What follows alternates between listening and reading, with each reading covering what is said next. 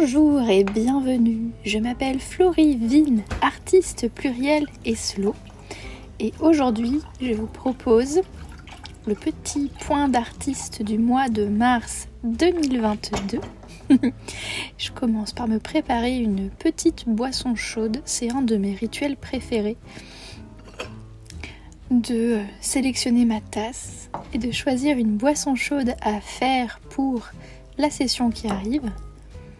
Donc là, je teste une nouvelle recette que j'ai trouvée sur le site Pick Up Limes qui s'appelle Golden Latte Mix, que je trouve absolument délicieuse.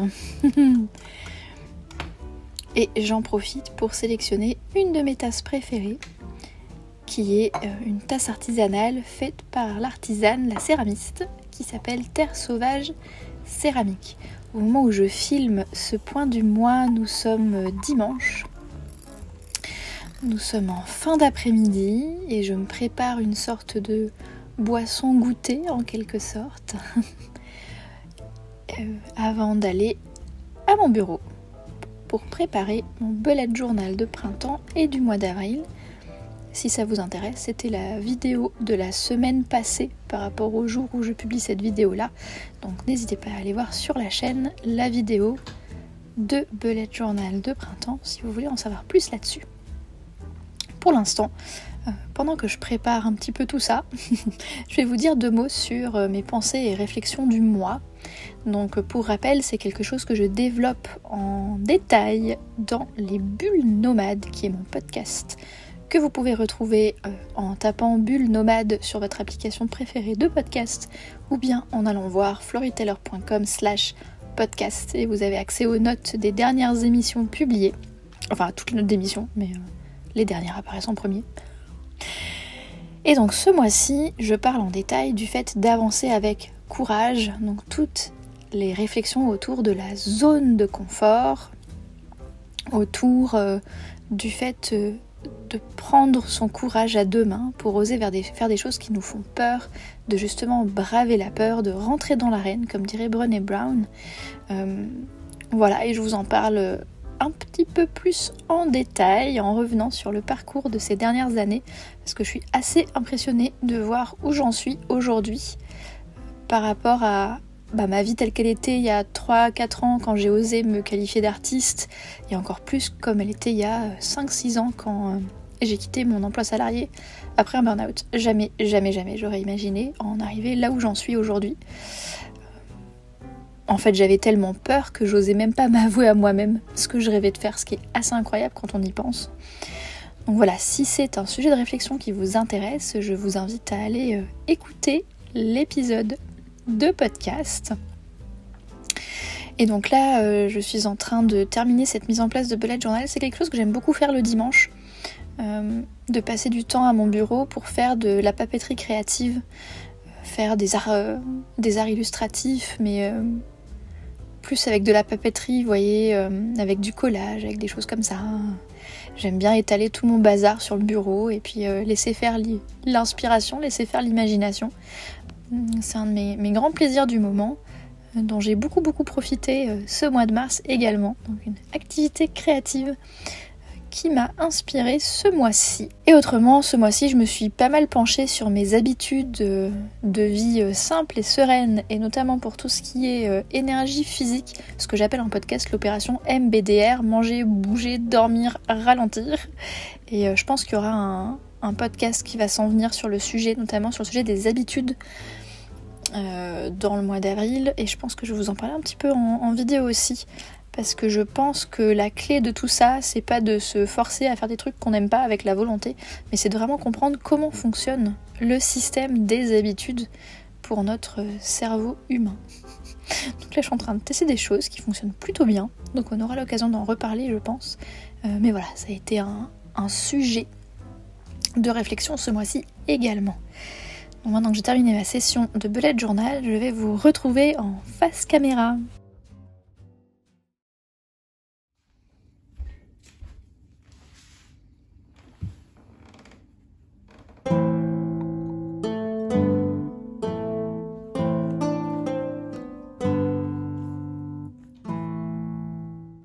sommes dimanche, en fin de journée. Je sais pas si vous remarquez cette lumière chaude là, c'est la lumière de la fin de la journée. Le soleil commence à se coucher, j'ai plus beaucoup de temps pour filmer avec la bonne lumière. Et je voulais eh bien conclure un petit peu cette histoire là avec ce que j'ai fabriqué ces derniers temps ainsi que mes favoris. Alors ce que j'ai fabriqué, j'ai oublié de le prendre évidemment. Ce mois-ci, je me suis essentiellement consacrée à la création d'originaux pour la collection Éclat printanier. Donc c'est une collection essentiellement autour d'originaux, et puis il y aura aussi dans la boutique de la maison d'édition toute une série de papeterie, de stickers, peut-être bien des petites cartes postales, des choses comme ça. Et du coup j'ai peint des choses toutes dans une palette de couleurs similaires avec des planètes, et puis alors parfois il n'y a que des planètes. Et puis parfois il y a des petits végétaux avec en fait. Des fleurs de magnolia, des fleurs de cerisier, des choses qui évoquent le printemps, avec des couleurs plutôt chaudes et un petit peu de rose, du doré. Sur certaines il y a aussi des petits haïkus. Il y en a qui sont un peu plus géométriques comme celle-ci par exemple. Voilà, donc j'en ai peint pas mal, hein, j'en ai peint une bonne dizaine. Sur des formats différents, format carré, format carte postale. Le plus grand que j'ai c'est un A4, c'est celui-là. Voilà. Et donc je vous en dirai un peu plus, il est fort possible que ces originaux là soient encadrés et exposés lors d'une expo-vente printanière dans une boutique galerie à Paris. Mais alors si les choses sont annoncées d'ici que cette vidéo sorte, je mettrai à jour la description de la vidéo pour vous donner les infos. Sinon je vous invite vivement à vous abonner au bulletin aux étoiles en fait sur le site de la maison d'édition Café aux étoiles, caféauxétoiles.fr /lettres. Il y a un formulaire pour s'inscrire à un bulletin mensuel avec toutes les infos si vous êtes intéressé en fait par la maison d'édition, que vous voulez savoir quand est-ce que je sors les prochaines collections, quelles sont les dates de prochaine mise en vente, les événements, ce genre de choses justement, quand il y a des expos-ventes, si je fais des dédicaces quelque part, quand est-ce que je vais lancer mon Ulule par exemple pour pouvoir publier le premier livre papier, quand je vais ouvrir les soumissions éditoriales pour les autres auteurs et autrices, etc. En fait, chaque mois, j'envoie une lettre, un bulletin, qui contient quelques ressources créatives et slow, des choses comme ça, des petites idées de routine, des petites idées de pratiques créatives, mais aussi et surtout les actus de la maison d'édition. Donc si ça vous intéresse d'en savoir un peu plus là-dessus, je vous invite vivement à vous abonner à la newsletter, ou bien si vous préférez, vous pouvez vous abonner au flux RSS du blog de Café aux étoiles si vous utilisez les flux RSS. C'est les deux meilleures manières de rester informé. Je suis en train d'ouvrir une page Instagram là pour la maison d'édition. Il y a une community manager qui risque fort de m'aider à l'animer, mais pour l'instant c'est pas ouvert. Et puis franchement les réseaux commerciaux c'est pas ce qu'il y a de plus fiable pour être tenu à informer, parce que vous avez des algorithmes, vous avez des choses comme ça. Donc vraiment, si le projet vous intéresse et que vous voulez être sûr d'être au courant des dates, des sorties, des machins, même si vous n'allez pas aller partout, même si vous n'allez pas tout acheter, le plus sûr c'est quand même de s'abonner au bulletin, c'est une lettre tous les mois. Donc ça c'est pour mes créations, puis évidemment j'ai fait la capsule Patreon que je vais envoyer début avril et qui est aussi autour du thème de l'éclat printanier du coup. Et puis sinon, tout ce que j'ai fait ce mois-ci en tant qu'artiste, c'est beaucoup d'administratif pour la maison d'édition, pour préparer la mini-vente. Il va y avoir une mini-vente pour les mécènes de Patreon début avril, qui va permettre de tester la boutique, et j'espère que la boutique pour tout le monde sera ouverte d'ici fin avril 2022. On est en 2022 quand je filme cette vidéo. Si vous la regardez longtemps après, ça se trouve la boutique elle existe depuis longtemps, donc allez voir sur caféauxétoiles.fr, vous allez voir où ça en est. Et j'ai aussi repris l'écriture avec ce que j'ai appelé mon défaut livre. Donc petite histoire un petit peu fun, sans pression, pour garder un lien avec l'écriture. Je me suis rendu compte que même s'il n'y a pas d'objectif de publication, vous voyez, que ce soit un truc particulier, un roman ou une nouvelle, qui a un but particulier de publication, même si c'est juste pour m'amuser, j'ai remarqué que ça nourrit énormément ma créativité, que ça m'apporte beaucoup d'énergie, beaucoup de satisfaction de quand même écrire régulièrement au courant du mois.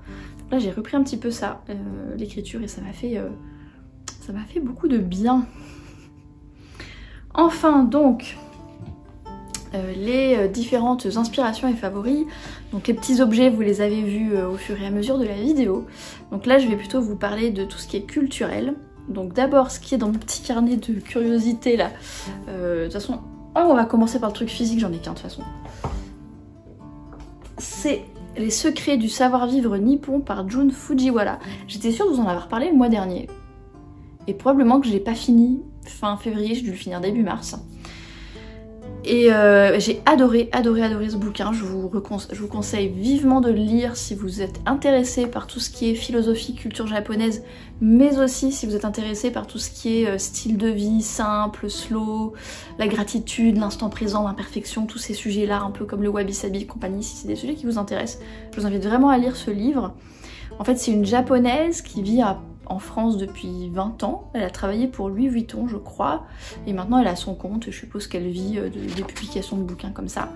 Et du coup elle parle d'éléments de la philosophie japonaise, elle parle de 4 choses qui sont le wa, l'harmonie, le mujo, l'impermanence, le wabi-sabi et le okiyome qui est la purification. Donc elle en parle en tant que japonaise, mais en tant que japonaise qui parle couramment français, en fait le livre a été écrit en français, c'est pas une traduction, c'est elle qui l'a écrit en français. Et elle en parle avec aussi le prisme de connaître la culture française dans la mesure où elle habite en France depuis 20 ans. Et j'ai vraiment trouvé ça intéressant parce que elle a à la fois son œil de sa propre culture et à la fois une certaine compréhension de comment nous on peut le prendre en Occident parce que ça fait 20 ans qu'elle habite en France. Donc vraiment, je trouve que c'est une très belle ressource ce livre. Je me suis abonnée à son compte Instagram aussi, c'est Junette Japon je crois.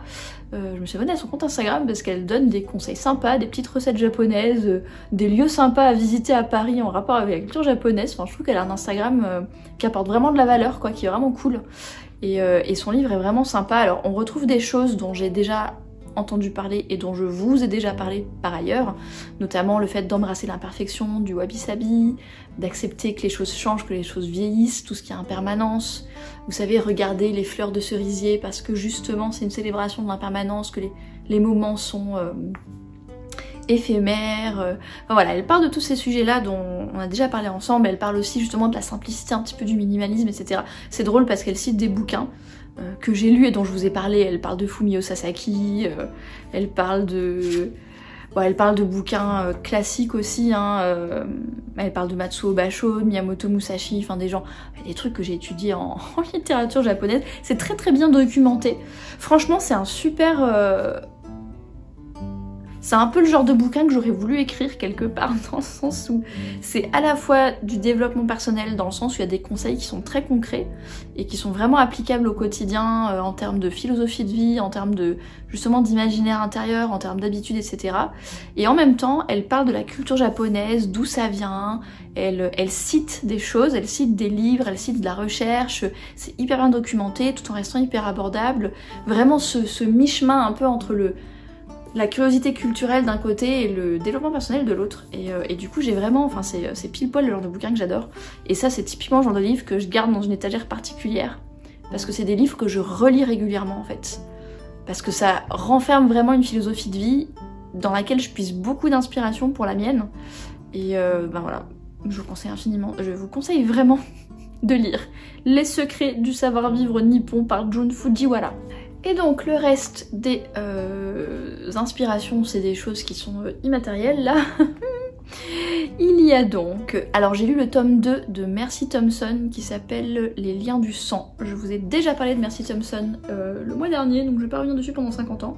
Urban Fantasy, adulte. Le premier tome parlait beaucoup des loups-garous parce qu'elle a été élevée parmi les loups-garous, c'est une changeuse, elle se change en coyote. Elle a été élevée parmi les loups-garous, Mercy Thompson, donc elle est l'héroïne. Et ce tome 2 se centre davantage sur les vampires en fait. Il se passe des trucs autour des vampires. Et j'ai trouvé ça intéressant, en fait je trouve que son univers d'Urban Fantasy est vraiment bien ficelé. Et comme je vous ai dit la dernière fois, j'apprécie que ce soit des personnages adultes et qu'il n'y ait pas cette espèce de truc bizarre du vampire de 200 ans qui s'intéresse à une gamine de 16 ans. Là non, elle a 30 ans, ils sont adultes, l'univers est bien foutu, l'aventure est assez haletante, j'ai envie de savoir la suite. Apparemment il y a 12 tomes, donc j'ai pas fini de prendre du bon temps avec Mercy Thompson. Mais en tout cas voilà, c'est une série qui me plaît beaucoup et c'est typiquement, je l'ai sur la liseuse. C'est typiquement le genre de série qui est parfaite pour la liseuse parce que 12 tomes dans la bibliothèque, c'est juste pas possible. Autre livre de fiction que j'ai lu ce mois-ci, c'est Six of Crows Donc Six of Crows, c'est comment on dit, un diptyque, c'est 2 tomes. Donc c'est une histoire qui se tient sur 2 tomes et qui se finit au bout du 2e tome, qui a été écrit par Leigh Bardugo, qui a écrit la trilogie Grisha, dont vous avez peut-être entendu parler puisqu'elle a été adaptée en série Netflix. Et donc là, Six of Crows, ça se passe dans le même univers, sauf que c'est d'autres personnages, ça se passe après la trilogie Grisha. Et ça se passe, alors la trilogie Grisha, ça se passe à Ravka, qui est une espèce de sorte de Russie impériale, enfin c'est beaucoup inspiré de la Russie impériale, avec une guerre entre des mages, en fait, avec une armée de mages, etc. Et l'héroïne, c'était une magicienne, une Grisha, justement. Et là, ça se passe ailleurs, ça se passe de l'autre côté de la mer, sur une île qui s'appelle Kerch, dans la capitale qui s'appelle Ketterdam, qui est, comme son nom l'indique, très fortement inspirée des Pays-Bas. Et là, c'est 6 héros et héroïnes, 3 hommes, 3 femmes, qui sont plutôt issus des bas-fonds de la ville, le chef du gang. Le chef du gang, c'est un voleur, en fait, hein, un voleur orphelin qui fait partie d'un...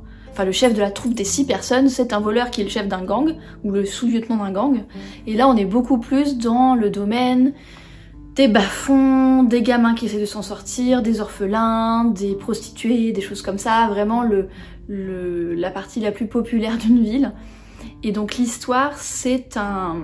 Vous savez, c'est cet archétype des heists, c'est-à-dire de gens qui ont chacun une compétence et qui se réunissent pour commettre un vol qui paraît impénétrable, qui paraît impossible. Vous savez, un peu comme le film Ocean's 11, où c'était George Clooney avec 10 autres types qui avaient décidé de piquer le coffre-fort hyper sécurisé d'un casino, parce que le type qui possédait le casino lui avait piqué sa femme, un truc comme ça. Et donc ça, c'est le sous-genre, on va dire, des heists, c'est-à-dire des voleurs qui se réunissent entre eux, et puis il y en a un qui sait forcer les coffres, il y en a un qui sait faire des explosifs, il y en a un qui est très discret, il y en a un qui sait faire ci, il y en a un qui sait faire ça, et qui se réunissent en équipe pour monter un coup qui paraît absolument impossible.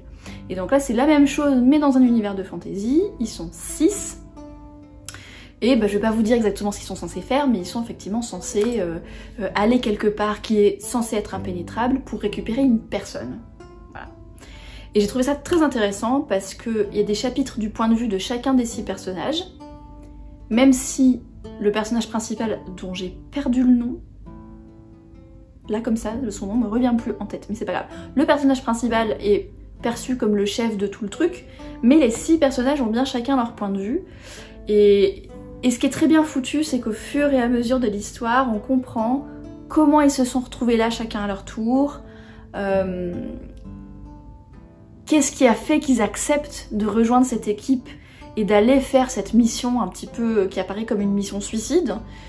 Et voilà, en fait, ça m'a hyper inspiré, Six of Crows, dans la construction des personnages, le rassemblement d'un groupe de personnages qui, à la base, n'ont pas forcément tous fait pour s'entendre, mais qui sont obligés de collaborer autour d'un but commun, et de voir à la fois les personnages évoluer et les relations entre les personnages évoluer.